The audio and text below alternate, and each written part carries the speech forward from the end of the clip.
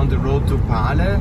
And that was an important city in the Bosnian War because it was in a way the hideout of the Serb whatever paramilitary political organization.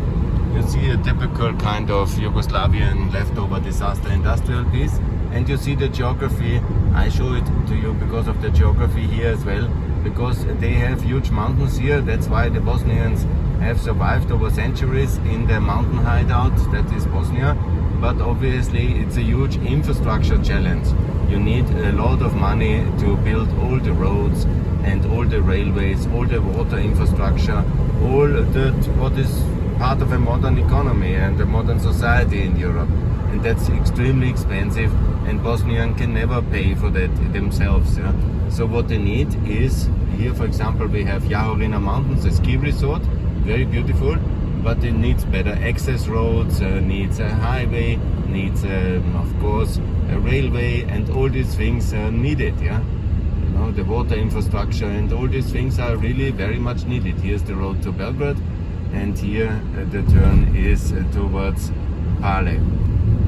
Here I've been only once to Pale in 2002, and I have then discussed for everybody to be in European Union and NATO. Some of them believed me, and it will be. Yeah? They then believed much more Putin after 2008, when he came big time into Bosnia back, trying to find whatever problem there is in Europe to make life difficult and miserable for us. And he managed to do that. Yeah. And here we are on the road to Pale. It's now I think a modern ski resort. Actually I will see how it looks like, and I'm curious what happened 20 years onwards since my last visit, how developed this city is now. The role it had is very infamous, because here it was basically the hideout of many of the Serb criminals which were committing so many war crimes, and I will show you some of it. I'm not, the best expert. I always say contact Professor Bieber and Gerald Knaus. They are the smartest in our generation on the Balkans, and you can learn a lot from them and their books and their writings and their work. I'm just a humble economist with a video camera. I can just go to the places and say, hello Europe, because I'm also a European activist and a pro-NATO activist. I want Austria, Bosnia and Kosovo to join NATO together, because I think that's the key to peace. And I think that once these three countries, the two victims of Milosevic and Austria, is in NATO, and then we will have also a change of attitude in Serbia, and then this country can join NATO as well. And once everybody in NATO, I think then we have a long-lasting peace in Europe. Of course, Serbia will be like Austria, a very complicated NATO member, because we have a lot of people who somehow love Putin and are genocidal, unfortunately, in their thinking, and that's a big problem, even in Austria, unfortunately. But more and more people understand that this love affair with Yugoslavia, this kind of pro-Milosevic, Peter Handke and all these things are absolutely a disaster, and that Serbia and Austria can be then a normal country in NATO and in the EU. Austria is, of course, and then we have this opportunity to be as well in a kind of reconciliation process about the Austrian colonial crimes, because we definitely, it's already many generations ago, but Austria was an imperium, a colonial project. Here's Pale. We are now in Pale. Welcome to Pale. That's very beautiful. I will also try to make it kind of a 25 kilometer. Pale is big municipality. I hope I find another table, otherwise I have to return. Here there is some beautiful company. Pale. Oh, I'm getting tired. I want to continue to Gorastedt. Let's see how far and how long the trip is and what the city actually is about.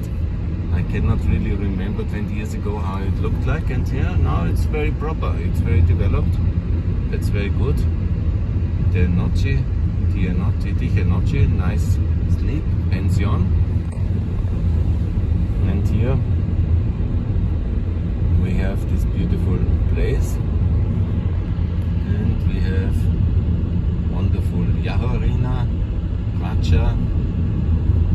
road is to Gorazde. I will try to find out what exactly is happening in this town. I will obviously call for peace and for NATO membership in Pale. That's very good town. You see, it's wonderful ski resort Ravna Planina, 3 kilometer.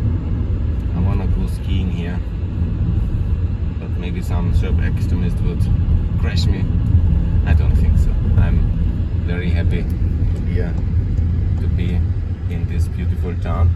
There's no Serbian, there's only Serbian flags. That's a bit annoying. I don't know if that was the right turn now. I don't think so. That's not the turn to the center. Jahorina Pale. Jahorina is the other ski resort. It's also very nice. I always wanted to have a ski house there. Not all dreams can be fulfilled. Center. I will check out if I find the center now. Here everything very proper, very nice. That's of course a ski resort, which is really the dream of many people in the Balkans, to have a ski house here, and I like it also very much. It's very beautiful. Very good. We have here Pale. A good place. Just trying to find the center of Pale. Where can it be? I hope this is somehow the center, because that's very beautiful. Sarajevo is that road, and here is the highway. That should be Pale, somewhere the center. It's a beautiful place. I like it a lot.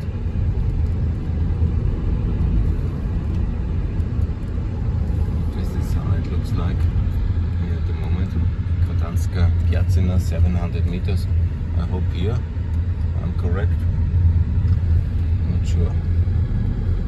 It's always city tours without a lot of knowledge. Okay. That's Sportska Arena, very good. Sportska Arena, that's their sports stadium. Looks very nice, very proper, very good. That's a typical mid-sized Bosnian town. Looks like all European towns here. It's great Europeans. That's the municipality building, I think, yes. Yeah, exactly. Republika Srpska. Very good. That's very nice here. I tried to find out where the city center is. Kodanska Piazzina. Pale. You see, that's very good. Very good, very good. I will just continue a bit, see what's going on here.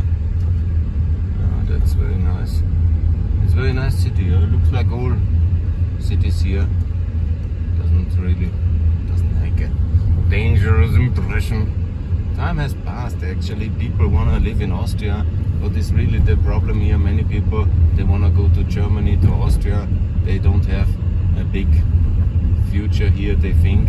I'm very optimistic long term for Bosnia. It has great resources, great people as well, construction material, wood industry, IT industry, tourism, and this is obviously a very big business all over the place, and it is very, very good, and I like it. Here obviously it's now summer. You see some industry from Yugoslavia, typical leftover disaster. You know it already. It's nothing good was left by Yugoslavia, and it's only disaster, Yugoslavia. But here this is nice, I like it.